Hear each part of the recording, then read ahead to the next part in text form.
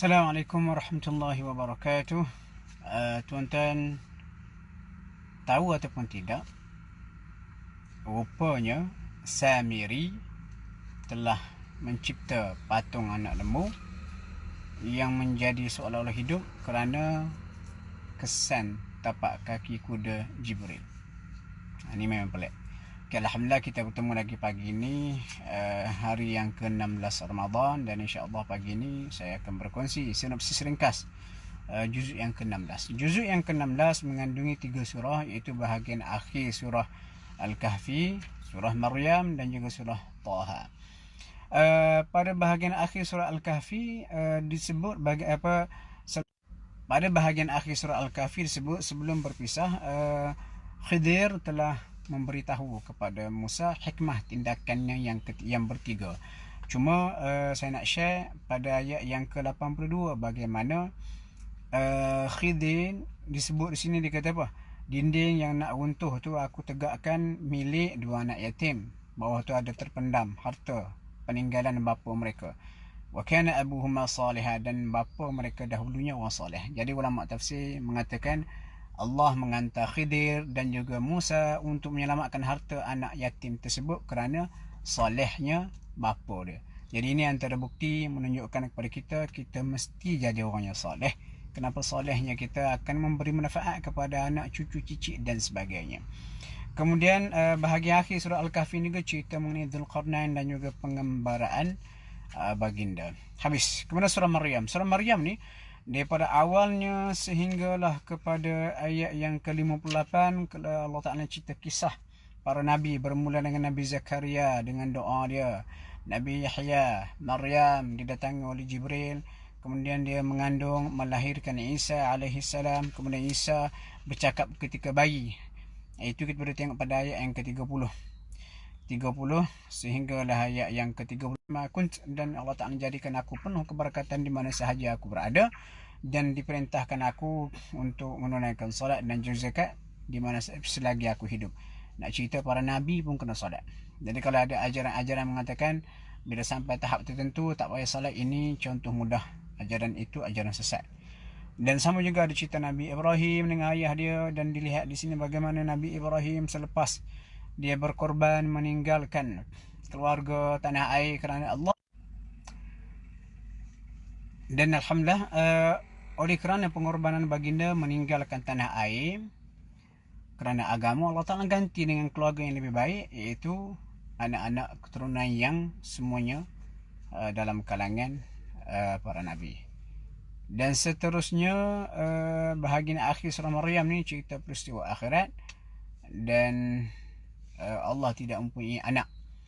Okey, surah Taha. Surah Taha ni senang cerita, ayat 1-5 menceritakan bagaimana Al-Quran ini ada manfaat untuk manusia dan bukan untuk menyusahkan manusia. Dan dikatakan Umar bin Al-Khattab radhiyallahu anhu lembut hatinya menerima Islam setelah mendengar adiknya Fatimah membaca ayat 1-5.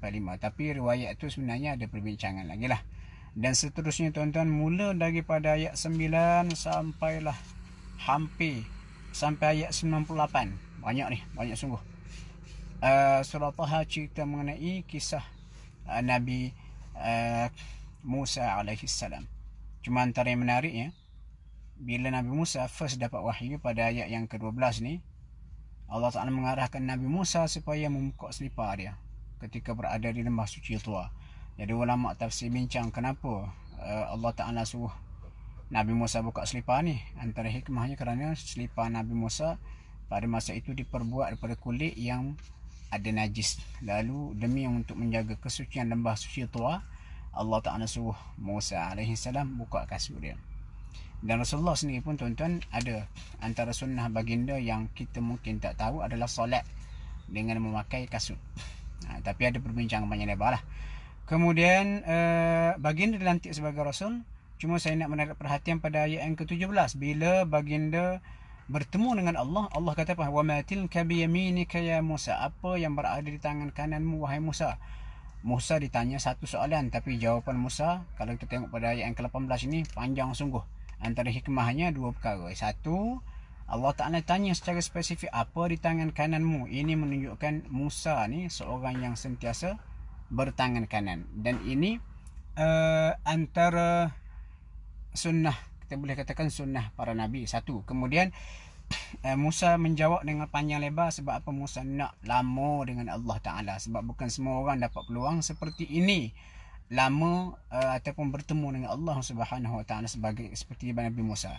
Dan antara yang menarik juga, bila Musa dilantik dan diarahkan bertemu dengan Firaun, maharaja dunia yang kejam, Musa rasa takut. Lalu baginda Nabi Musa berdoa, dan doa ni sangat penting, iaitu Rabbi syrah li sadri wa yassir li amri, sampailah ayat yang ke-28.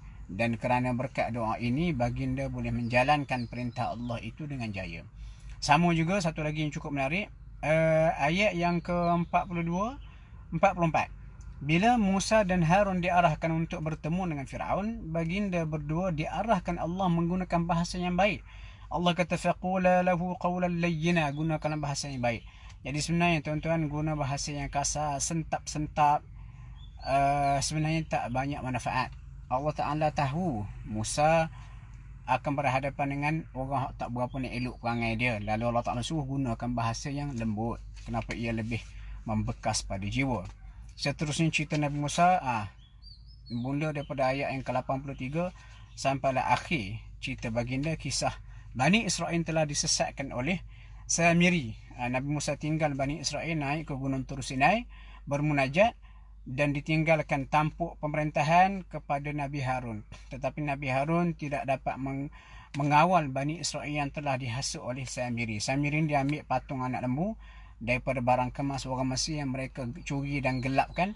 Dia buat patung anak lembu, kemudian dia pun letak dalam mulut patung anak lembu tu segenggam daripada tanah kesan tapak kaki kuda Jibril. Cerita dia bila Nabi Musa dan Bani Israel melarikan diri daripada Firaun sampai kepada sampai tepi laut tu. Bila Musa mengetuk laut, rupanya Jibril muncul dengan dalam rupa lelaki berkuda, dan Jibril memimpin pergerakan Nabi Musa dan juga Bani Israel. Dan pada masa itu Samiri dia kata apa? Basurtu, aku lihat, bima lam yabsuru, sesuatu yang mereka tak lihat. Faqabadtu, lalu aku genggam. Qabdah, segenggam, min atharir rasul, daripada kesan tapak kaki ar-rasul. Utusan yang dikatakan di sini adalah Jibril alaihissalam dalam satu riwayat. Fa nabadhtuha, lalu aku campakkan dia, kesan tapak kaki kuda Jibril yang hidup itu, ke dalam mulut patung anak lembu. Lalu patung anak lembu tu berbunyi seperti lembu.